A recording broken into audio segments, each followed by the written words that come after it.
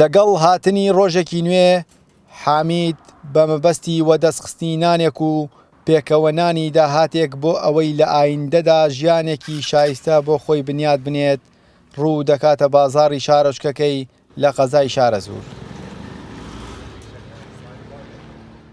بەڵام قەیرانی دارایی و بێکاری ئەم گەنجەی تەواو نیگەران کردووە و ڕای دەگەیەنێت لە باشترین ڕۆژەکانیدا دەتوانێت تەنها 5,000 دینار پەیدا بکات و ڕۆژیش هەبووە ئەو بڕەپارەشی دەست نەکەوتووە.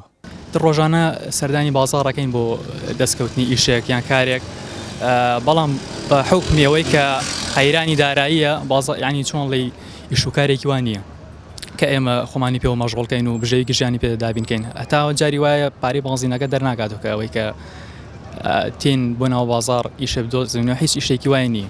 ڕۆژی وا هەیە هیچێکی وا دەست ناکەوێت لە ڕاستیایی. ڕۆژی وای شەیە 3,000-4,000 بۆ ئەگەر ئیش زۆر باش بێ 5,000. بەڕێوبەری ناحەیەی وارماوە نایشارێتەوە. سنوورەکەیان تەنها لە وەرزی هاویندا و بەهۆی کوشت و کاڵەوە هەلی کاری تێدا ڕەخساوە و وەرزەکانی دیکە ڕێژەی بێکاری بە شێوەیەکی بەرچاو ڕوو لە هەڵکشانە. هیواشی خواست زۆرترین کارگەی پیشەسازی ڕوو لە سنوورەکەیان بکات تا لەو ڕێگەیەوە هەلی کاری زیاتر بۆ گەنجان بڕەخسێن.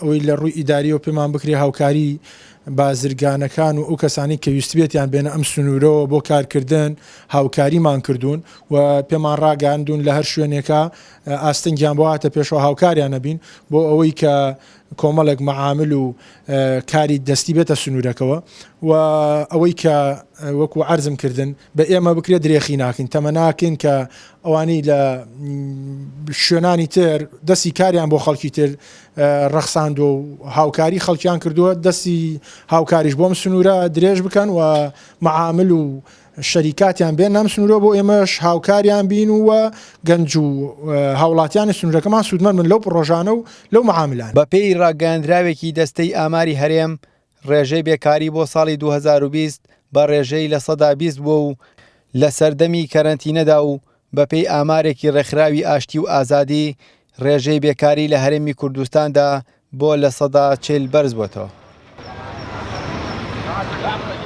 کەم نین ئەو گەنجانەی لە شار و شارۆچکەکانی تری هەرێمی کوردستان هاوشێوەی گەنجانی قەزای شارەزور بێکارن و حکوومەت هیچ وەڵامێکی نییە بۆیان.